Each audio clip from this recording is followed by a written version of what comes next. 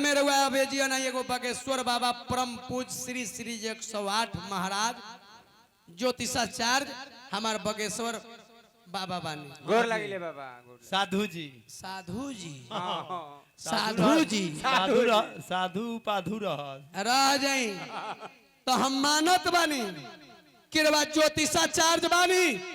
ओह दिन के बाद पूरा बिहार के भाई लोग याद करो जहिया पुलवामा हमला में हजारों माई के बेटा मारा गई रहे। ओ दिन वो कहाँ रहनी जहिया आसाराम बापू हमारा हजारों माई बहन बेटी के इज्जत के धजिया उड़ा दे राम रहीम।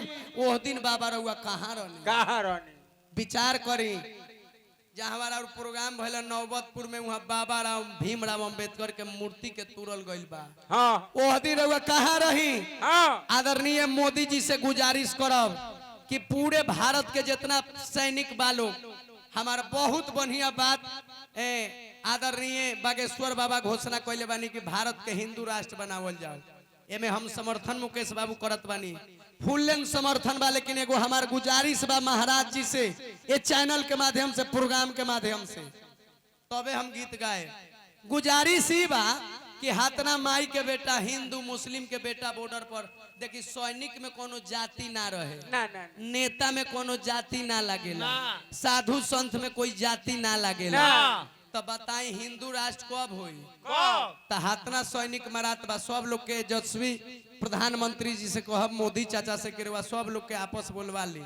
आय अकेले बॉर्डर पर लेह लद्दाख के बॉर्डर पर हमारा बागेश्वर बाबा के छोड़ दी 1 महीना खातिर। अगर कुछो हमारा देश में खर खरखराए तो एक बाद बुझी कि सुप्रीम कोर्ट इनके पर केस दायर हम करब। जब तू इतना अंतर्यामी बाबा बारो तो हाथना माई के बेटा बागेश्वर धाम बुंदेल खंड में भुला गई। पंडित के बेटा पासवान के बेटा जादव के बेटा सिंह जी के बेटा मास्टर डीआईजी लोग भुला गई। उनका के खोज के रहुआ पहले राउर कर्तव्य बनता हे प्रोग्राम में आ जाइल बानी हमारा ऊपर अगर कुछो होई तो रहुआ लोग फंसम। तब बागेश्वर धाम से लोग न पाता भैलू लोग कहाँ जाता भैया संत बारे एगो भैया लंठ हो गइल बा। बाबा साधु जी बनता रहे एगो भैया बंदूक चलावता गोली फायरिंग करत बा। हमारा देश कब सुधरेगा। अपने अपने परिवार को सब लोग सुधर जाए अपना अपना गलती को सब लोग स्वीकार कर ले तो मेरा देश सुधर जाएगा। अभी ना कि पूरा प्रवचन करता उनकर भाई एगो कौन बा हिता बा वो गोली चलावत बा। जान जा ये आस्था के नाम पर लूटल जाता आसाराम राम रहीम आ उनके सर बेटा ई सटले भइल। अंबेडकर साहब त संविधान ही लिख देस ये संविधानवा के लिख देस का जी आना तो बेसी ज्ञानी बारन बागेश्वर बाबा हम आजीवन उनकर चेला बन जाम तो एगो आईएएस के परीक्षा तनी निकाल देस तो एगो आईएएस के परीक्षा निकाल देसी जिंदगी भर गाना बजाना छोड़ के इनकर जूता कपार पर लेके ढोम हम इनकर जूता। ढेर लोग कहता कि तुमको गोली मार देंगे तब मार दही तो एक वाल बेला के मार देबा। भगवान कृष्ण बोले थे जोग माया जिस दिन मरी थी जोग माया के कंस काटे का चलस कर लेके कंस तुम हमको क्या मारेगा तुझको मारने वाला तो गोकुल में अवतार ले चुका है। एक अरुणवा के मार देबा डेरवा के खाली मालिक लोग कमेंट करता तो उसे हमारा डर नहीं है। दाने दाने पे लिखा है खाने वालों का नाम बिहार के पागलों आ गोली गोली पे लिखा है मरने वालों का नाम बिहार के पागलों। अबेजियन हमने के हिंदू धर्म के भरमावे के काम हो रहा बा। जब घर ही में देवता पीतर बा तो गंगा नहा के का हो हजारों माई के बेटा बॉर्डर पर मर रहा बारे चैनल वाला भाई लोग इहो तू लोग डली हो हजारों माई के बेटा वो बॉर्डर पर मरा रहल बारे। अच्छा बताई दशहरावा में कहली सन कि 8 साल के लड़का मर गइल फलानावा पटीदार खा गइल। अगर ऐसा डाइन रहित दुनिया में तो हजारों माई के बेटा मर जतबा तो डाइने के बहाली तेजस्वी प्रधानमंत्री आदरणीय मोदी चाचा से हम कहब कि डाइन के बहाली करवा दी।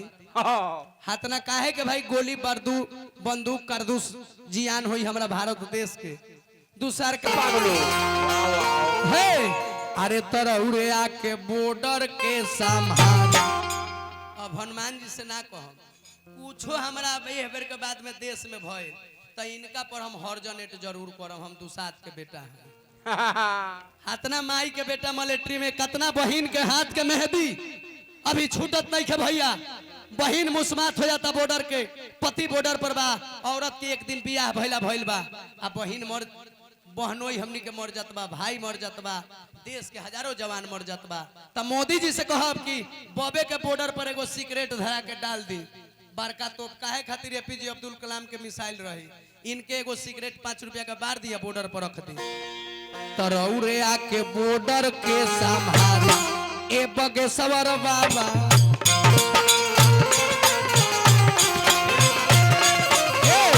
आहो बगेश्वर बाबा, आहो बगेश्वर बाबा,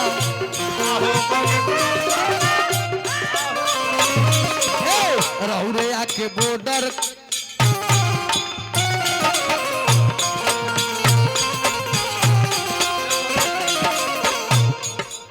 बाबा रामायण में लिखले बानी कि महावीर जो नाम सुनावे अभूत पिचास निकट नहीं आवे, ना से रोग हरे सब पीरा, आ जो सुमिरे हनुमत बलबीरा। तो हेंगो जातरी से खेलावते हेंगो एगो हेती जगदा ले ले बारन लिकम नियत। उ 4 गो सवाल बता, जैसे लिकम के मतलब का होई, आ पोनी के मतलब का होई, आ लीलहर के मतलब का होई, आ खिलुआ के मतलब का है, उनकर चेला बन जाए। 4 गो सवाल बता दे, हमरा के चैलेंज पर कहतानी। ए भगती के आर में पापी लोग जियत बाटे, ध्यान दी, हजारों माई बहन के इज्जत डेली मुकेश बाबू लूटल जात बा। कहां बारन बगेश्वर बाबा, हजारों माई के लाल के हत्या होत बा, हजारों डेली बैंक लूटल जात बा। ई सब आके तू बताओ बगेश्वर बाबा। ए कल जुग कमाल कैलस, देखी अत्याचारी कैल,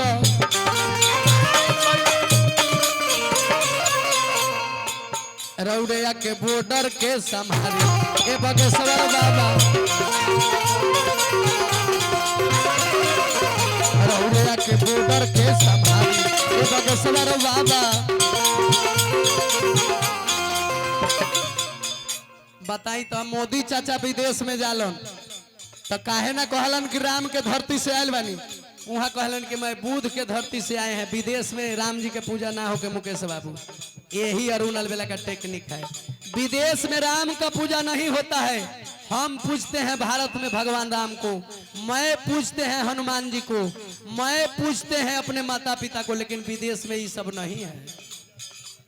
अमेरिका में पूजा ना होके। ए बगेश्वर बाबा सुनी, होता चिरहरन रोजे रोवा तारी नारी बाबा, ए आसाराम के चेला भइलन मंदिर के पुजारी बाबा, चेला भइलन। ए रौरे आके बॉर्डर के संभारी